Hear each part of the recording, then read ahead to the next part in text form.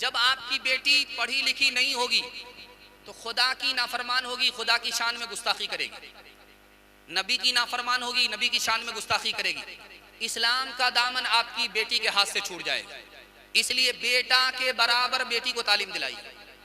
मैं गारंटी लेकर के जाता हूं कि मर्द पढ़ेगा, बेटा पढ़ेगा, अकेला बेटा पढ़ेगा, आपकी बेटी पढ़ेगी, पूरा खानदान पढ़ेगा।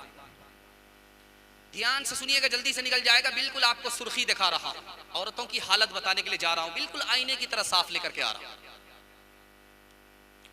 एक औरत की शादी हुई, ससुराल आई, उसने देखा कि मेरा शौहर किसी वक्त में नमाज नहीं पढ़ता, तो अल्लाह से कहती, वाह रे अल्लाह तेरी शान, मैं ऐसी पारसा, ऐसी नमाजन, तू ऐसे बेनमाजी से मेरा निकाह कर दिया, वाह रे अल्लाह तेरी शान।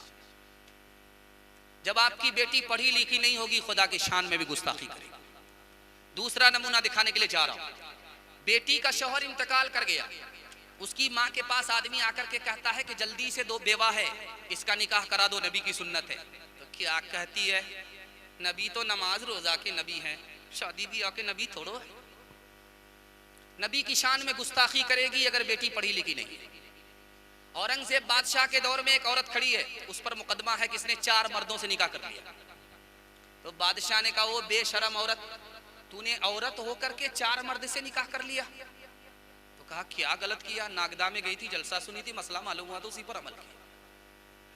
अब बादशाह ने कहा कि चोरी भी सीना जोरी भी, वाह रे औरत।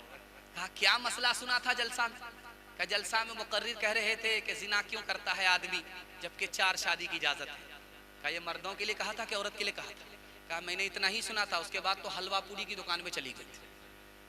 कहा आइंदा पूरी तकरीर सुनना, अधूरी तकरीर मत सुनना। चौथा नमूना आपके सामने लेकर के आ रहा हूं। शौहर ने 1 तलाक दिया, औरत खड़ी है, 2 तलाक दिया, औरत खड़ी है, 3 तलाक दिया, औरत खड़ी है। शौहर ने कहा कि अरे जा क्यों नहीं रे, मैंने 3 तलाक दे दिया तुम्हें। कहा कि तू कितनी तलाक दे दे, मैं तलाक लेती ही नहीं। 5वां नमूना आपकी खिदमत में लेकर के आ रहा हूं। लखनऊ में आलिम है, शौहर आलिम, बीवी जाहिल। तो अपनी बीवी से कहा कि तू जवान से बूढ़ी हो गई लेकिन तू कमबख्त की कमबख्त ही रही, तेरी इस्लाह नहीं। तो औरत कहती कमबख्त मैं नहीं हूं, कमबख्त तो तू है। मैं अगर कमबख्त होती तो आलिम से मेरा निकाह नहीं होता, कमबख्त तो तू है कि आलिम था जाहिल से निकाह हुआ। आखिरी नमूना आपकी खिदमत में लेकर के आ रहा हूं, ध्यान से इसको सुनिएगा। 4 औरत से निकाह हुआ, मालूम करना था कि जाहिल कौन है, पढ़ी लिखी कौन है।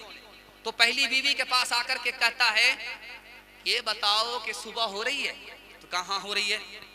कहा कैसे पता चला तुम्हें सुबह हो रही है? कहा मुंह में पान था, मजा बदल गया। सुभान अल्लाह, पढ़ी लिखी है, बड़ी नफीस है, बड़ा खुश हुआ। दूसरी बीवी के पास आकर के पूछता कि सुबह हो रही? कहाँ हो रही? का कैसे पता चला?